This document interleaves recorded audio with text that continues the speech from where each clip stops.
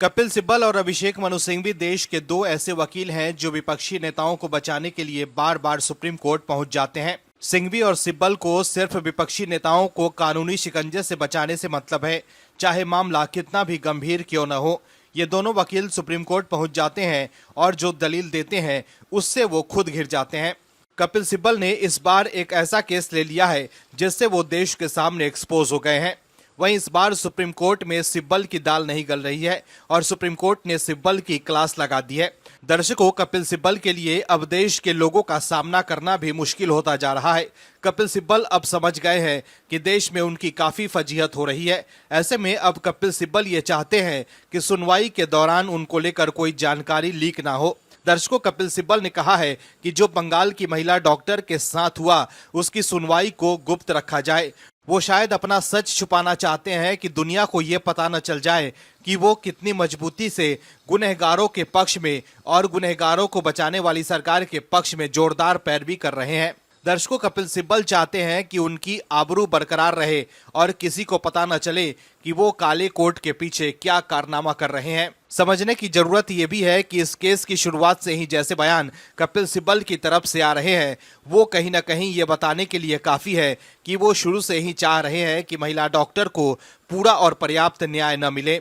लेकिन इस बार कपिल सिब्बल को लेने के देने पर गए हैं और सीजेआई डीवाई चंद्रचूड़ के सख्ती के बाद वो कोर्ट के सामने मजबूर दिखे। क्या है खबर, बताते हैं आपको इस रिपोर्ट में। दरअसल कपिल सिब्बल आरजी कर मेडिकल कॉलेज और अस्पताल में महिला डॉक्टर के बलात्कार और हत्या के मामले में पश्चिम बंगाल सरकार का प्रतिनिधित्व कर रहे हैं। उन्होंने आरजी कर अस्पताल मामले में सुप्रीम कोर्ट की कार्यवाही की लाइव स्ट्रीमिंग का विरोध किया है। कपिल सिब्बल ने कहा है कि 5 दशकों में बनाई गई प्रतिष्ठा लाइव स्ट्रीमिंग से नष्ट हो जाएगी। कपिल सिब्बल ने सुप्रीम कोर्ट से लाइव फीड को रोकने का आग्रह किया और शिकायत की कि इससे वकीलों की प्रतिष्ठा को नुकसान पहुंचा है और उन्हें धमकियां मिल रही है।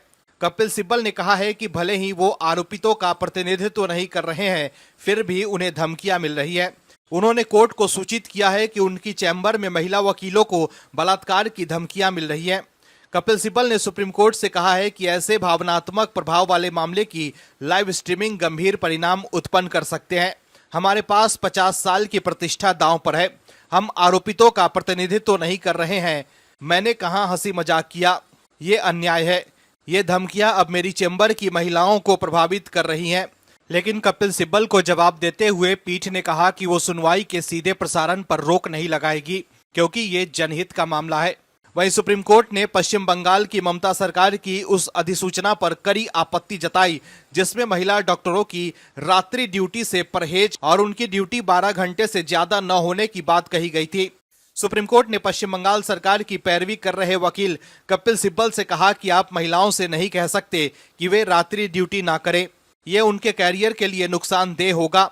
राज्य का कर्तव्य है कि वो उन्हें सुरक्षा मुहैया कराएं। महिलाएं कोई विशेष रियायत नहीं मांग रही हैं, वे बराबरी का अवसर चाहती हैं। जिसके बाद कपिल सिब्बल ने पीठ को भरोसा दिलाया कि ऐसा कुछ नहीं होगा जो महिलाओं की समानता को प्रभावित करती होगी। हालांकि उन्होंने कहा कि 12 घंटे से ज्यादा ड्यूटी न होने की बात अनिवार्य न की जाए। इस पर पीठ ने कहा था कि ड्यूटी के घंटे सभी डॉक्टरों के लिए तर्कसंगत होने चाहिए। वहीं अस्पताल में डॉक्टरों की सुरक्षा सुनिश्चित करने के लिए सरकार द्वारा ठेके पर सुरक्षा कर्मी रखे जाने के निर्णय पर भी कोर्ट ने सवाल उठाया। चीफ जस्टिस डीवाई चंद्रचूड़ ने कहा कि यहाँ पर मुद्दा डॉक्टरों की सुरक्षा का है। ठेके के सुरक्षा कर्मियों पर कैसे भरोसा किया जा सकता है? डॉक्टर से दरिंदगी का आरोपी सिविल डिफेंस का ही एक व्यक्ति है। तो देखा आपने कैसे सुप्रीम कोर्ट के सामने कपिल सिब्बल अपनी इज्जत बचाने की गुहार लगा रहे हैं। Bureau report, OMH news. और भी वीडियोस देखने के लिए चैनल को सब्सक्राइब करें और बेल आइकन को दबाएं।